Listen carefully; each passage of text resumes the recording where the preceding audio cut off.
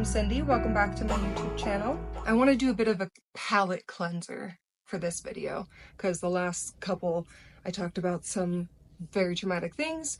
So I want to talk about something fun, which is the Utah dating scene. Fun and also a little bit of traumatic, but mostly funny. Please subscribe if you haven't already. I would love to make a career out of this, and I need 1,000 subscribers on YouTube in order to do that. I love you. Thank you so much for subscribing, and thank you so much for watching this. I really appreciate it, and I'll give you my firstborn, and I've already have her, so you can have her. Some of the experiences that I'm going to share with you, you're going to be like, Cindy, why did you do that? Or why would you do that? I didn't have any dating experience whatsoever. Right after I separated from my husband, I jumped into a year-long relationship with a recovering addict who was actively using very hard drugs the entire time, and I had no idea. Makes a lot of sense because it was a really fucking traumatic relationship. So I went from Mormon husband, Mormon marriage, drug addict. And there's no shame. There's no shame in addicts. Like, I'm not trying to shame that at all. It was the fact that he lied about it the entire time. That is shameful. And then after I got out of that relationship, that's when I really started dating. So I had no experience, and it was kind of like I was a teenager or a college girl just dating and trying to figure out what I like and what I don't like and what I want to accept for myself or not accept. Dating in Utah. I feel like at this point, it's basically an ongoing SNL skit. And I do want to preface that all of my dating experiences are with men. So, you know, it's about to get weird as fuck. First up, we're going to call this man Raw Meat Guy. We met on a dating app, Hinge, Bumble, Tinder. Doesn't really matter. They're all trash. Our first date was really great. We went on a walk. I don't even remember, but I do remember going to the park and sitting and having our first little conversation while sitting on a bunch of bird poop, and I didn't realize it until after. I should have known then that this experience was about to be really weird with him. One little tidbit that was really interesting, and it's something that I've found with several men in Utah. We started talking about, you know, just sexuality in general, and I just casually and non-confrontationally asked him, oh, like, are you attracted to men? Like, so it's something that we were talking about made me ask that question. And he was very taken aback, and he was like, yeah, actually I am, but like, I don't tell anyone that. I was like, oh, cool. Like, there's no shame in that. And I found that with other men too. I wish that more men here would just embrace the fact that they might be bisexual or they might be gay. And that's okay. That's all right to be those things. Men experience so much shame, especially if they're, you know, moving away from a religion such as Mormonism, which majority of the men that I've had these conversations with, that's been their experience.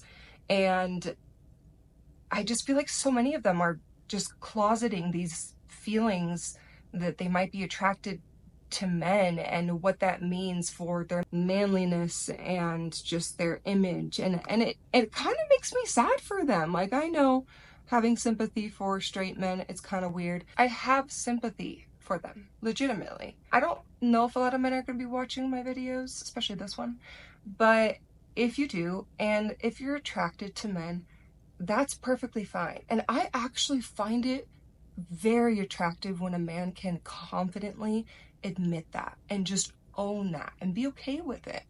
My bucket list for sexual experiences in this life consists of a threesome with 2 men. So yeah, I'm into it. Like, just go for it and just own it, baby. Like, there's no shame in it. There really isn't, even though I know you think there is. Okay, that was a tangent. Let's move on. Raw Meat Guy. Our second date, he was like, let's go do hot yoga. So I was like, okay, cool. I love yoga. So we go to the yoga studio, and we're in there and we do the session, which by the way, it was way more intense than I thought it was going to be. And I was like, what the fuck is this? At the end of it, you know, we left and we got in the car. And almost immediately when we got in the car, he was like, did you notice how I didn't say namaste at the end? And I was like, oh, no, I didn't. And he was like, yeah, because it's cultural appropriation. Which I respect that for sure. But I'm like, you are a straight white male. Like, I don't know. It just felt very pretentious. He just said, yeah, they're not supposed to be saying that. They're not supposed to be saying that. And if you are more cultured about yoga, you could tell me if that is cultural appropriation. But I was like, oh, okay. And then I said, do you want to go somewhere for breakfast? And he was like, oh, no, I brought eggs. They're raw, unpasteurized. You know the deal. We're gonna drink raw eggs. And I said, come again? And he had kind of talked about how he's really into eating very, very healthy. I remember him mentioning that he doesn't eat at any restaurants, just only a couple. And that everywhere, all the food is bad. It's all bad for you, which is probably true. But you know, I don't really have time for that. I have 2 children, so I don't relate to that lifestyle. And he said, yeah, I only eat at 2 restaurants and I buy everything organic, straight from the animals' genitals to my plate, basically was what he was saying. And I said, oh, that's cool. That would be nice for everyone to be able to, you know, eat that way and shop that way. But it's just not accessible to the majority of the population because it's typically more expensive to eat that way. And he was like, it's not that much more expensive. So I kind of clocked that and I was like, you are a privileged white male. Like, what the fuck do you know, dude? I said, well, have you been to this organic juice spot? And he said, no, but I just don't like to go to most restaurants. And I said, no, this is an organic juice spot. It's super healthy. It's super great. And he said, okay. So we go there and we walk in, we're looking at the ingredients, and he is just like looking at the menu and he's like,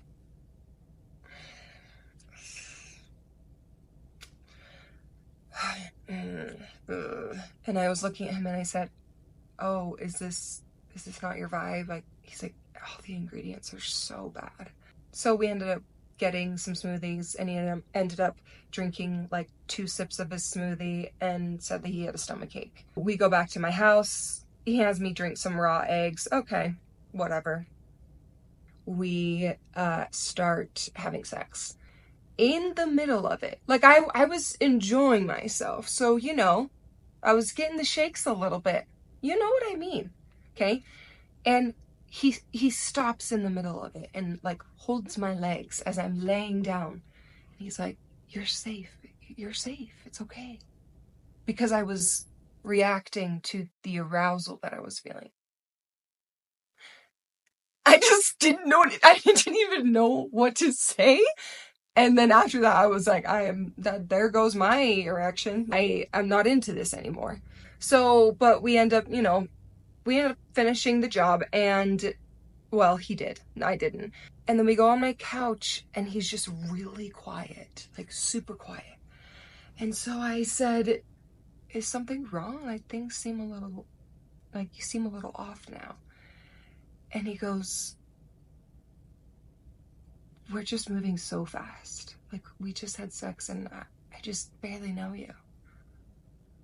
Dude, really? 2 minutes after the fact, you're gonna tell me that we shouldn't have done that and you feel ashamed about that? Give me a fucking break. So I just thought, oh, okay. What do you want me to do about it? And then he goes on to talk about his ex-girlfriend and how she went to the #1 naturopathic school in America and she got him on this raw meat, raw everything journey.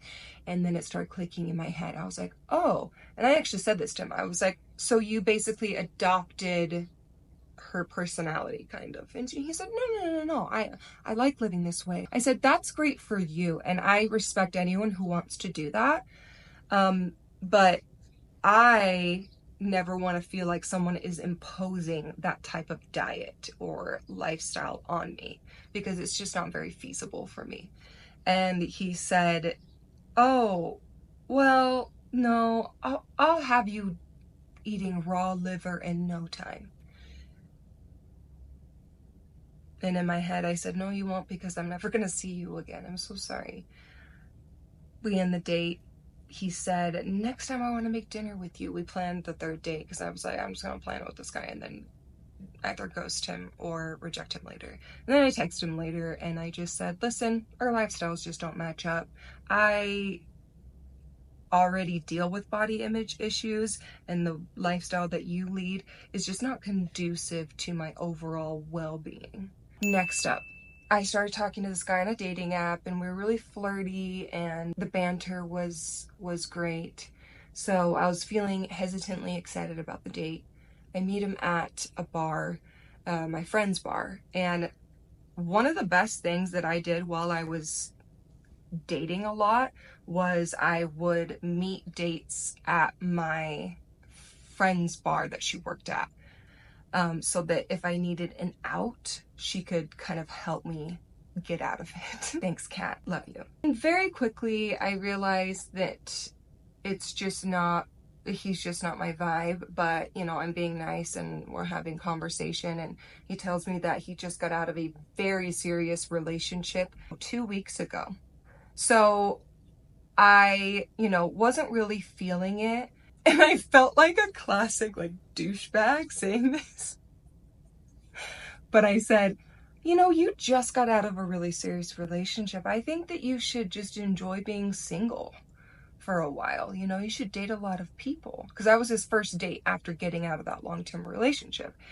And he just said, well, you should help me enjoy it.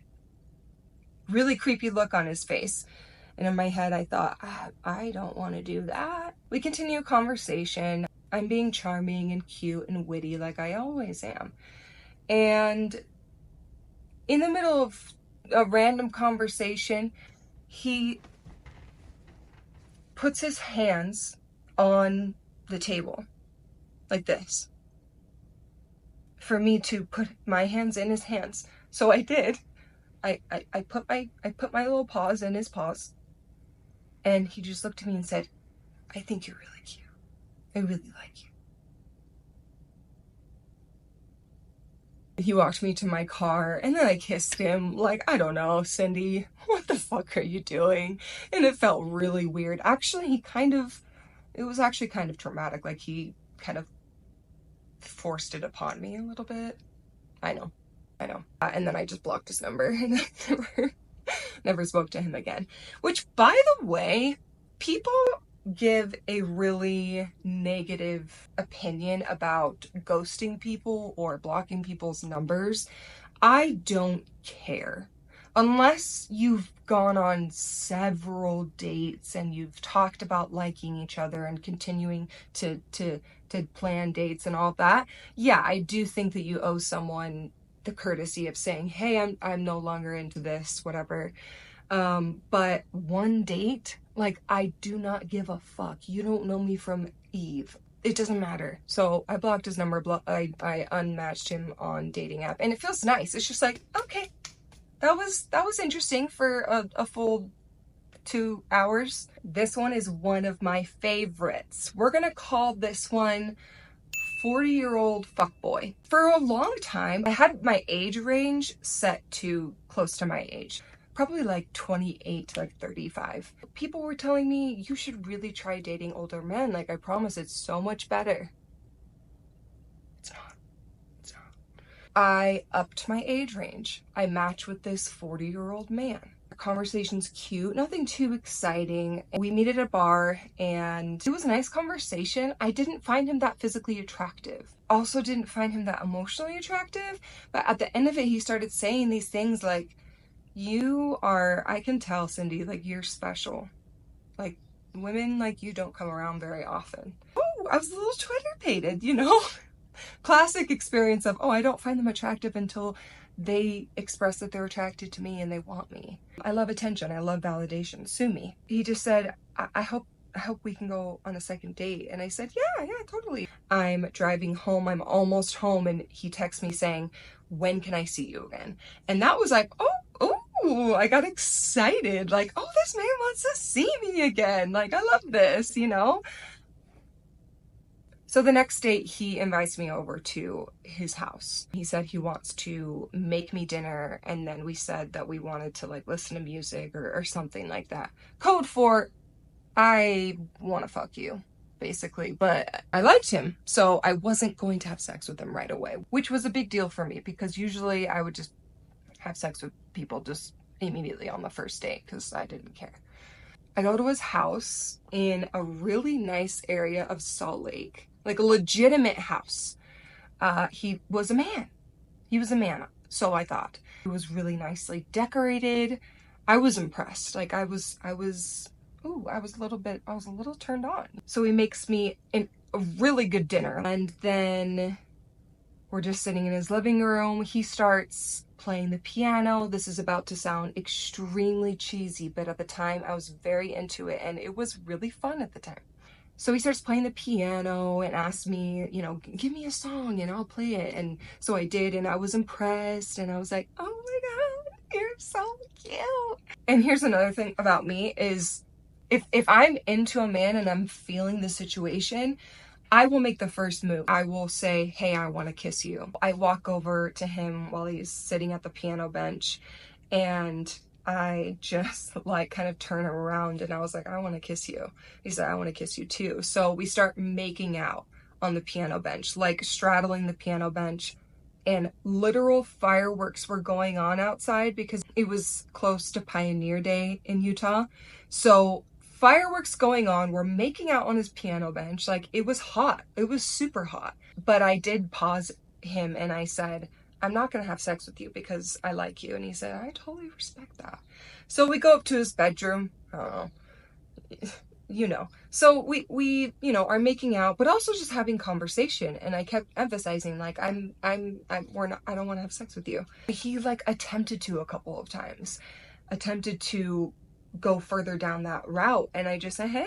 He's like, sorry, it's just instinctual. He was telling me all these things like, I just love listening to you talk, you're one of a kind, you know, all these things that I already think about myself and that I like to hear from someone that I'm romantically interested in. I leave his house and everything seemed fine and wonderful and great. Following that date, he kind of was being pretty short with me in our texts. I clocked it very quickly and I just thought, here we go again. He was just being kind of distant, not super into the conversation anymore. I don't like to waste my time, and I was interested in this man.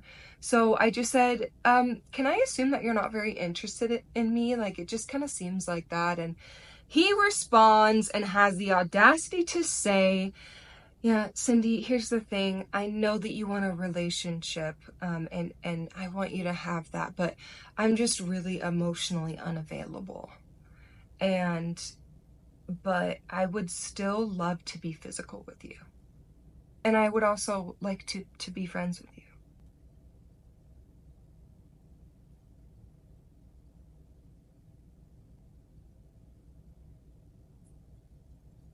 Kudos to him for being straight up. That's fine. But I am not about to have a 40-year-old fuckboy. Child, please. No. So I said, I am not interested in being physical with you, and I'm not interested in being friends with you. Bye-bye. Please. Oh, another great one. He was young, so I knew it wasn't going to be anything serious before we went out on our date. And we go up to order a drink. And he says to me, I lost my debit card a couple weeks ago. And it's just quiet. And of course I didn't know what to say. So I just said, oh, okay, I'll put you on my tab. So I did. So we sit down, we're drinking our drinks. He very quickly tells me that he just lost his job and he also doesn't have a car. He also smelled. His bodily odor was interesting. And his breath smelled bad. We were 45 minutes into this, guys, and I said, listen, sweetie, I dated someone who was in your situation, and it just didn't end up really well, so I just don't see this developing into anything. And he just kind of hung his head in shame, and he was just like, yeah, no, I get that, like, I'm gonna get a job, like, I'm gonna get a car, you know. And I just said, oh, okay. And then we sat there for 20 minutes while we waited for his lift. I think he was expecting me to drive him home, but no, I don't know you. So we waited for his lift, he left, and then I had a funny conversation with the bartender. I was like, girl, you know that guy that I was just on a date with? I told her what happened. She was like, are you serious? That is ridiculous. I went home and was happy to be done with that. Those are a few of my standout stories. I've talked to so many women that have dated men in this area, and so many of our experiences are the same. Men who can't communicate clearly, men who are commitment phobes, men who just want to fuck you and don't care about anything else, men who just don't know how to be humans. It speaks to a deeper issue in this place, that there's so much religious shame, and whether you are a part of the church or not, there's just such an intense religious overtone to every interaction, especially in highly concentrated areas of Mormons or ex-Mormons. I just wish and I hope that men can release their shame. I think that the more men that accept who they are, accept their sexuality, the better experiences that women will have in dating. I think that it will open them up to the possibility of deeply connecting with people. If you are a man who has left the Mormon religion, you need therapy. You need to go to therapy. I know it's expensive and it's not always available to people, but do some inner child work, do some healing work. I implore you to heal, because I'll just be honest, I'm still very attracted to men, unfortunately. I am. And as of right now, I would love to be in a long-term relationship with a man. I can't help it. That's just what I want. And I have seen, close friends that have been in really healthy relationships with men. And I think that I deserve the world, and I deserve someone who is emotionally available and who is ready to love and adore and worship me as I should be. So I still have hope that I'm going to find that person. And who knows, I might explore the possibility of dating women, and that is an entirely different conversation, because I'm so terrified to date women. I'm very attracted to them. I've had, little makeout sessions here and there with women, but nothing more than that. But I think that my mommy issues are just so intense that it terrifies me to go down that path, because women are really smart. Most women are doing the work on themselves. Women see me and have the potential to see me on such a deeper level at a much quicker pace than a man can. They get it. They get it. They see you because they see themselves. I know that my hesitation with all of that is something that I need to explore and that I want to explore. And, I've been talking about how men need to release the shame of their sexuality. And I know that I have shame about my sexuality that I need to release. And I don't know. I hope one day that I can do that. It's just not something that I've tapped into yet because it's just really scary for me. It is exciting to think that there's just like this whole different part of me that is so untapped that might be really rewarding. It's just hard to feel like a beginner at something, okay? Men are kind of predictable and they're kind of easy. I know how to interact with them for the most part. I know how to initiate wanting to have an intimate relationship with them. It's easy. Women, I don't know. I have no idea, but everyone starts somewhere. But for some reason, I'm like, I don't want to seem like I don't know what I'm doing, but I think I just need to accept I don't know what I'm doing in that realm, and that's okay. And if I'm just upfront with women about that, like, hey, I've never done this before, but I want to, so I would love to just have experiences.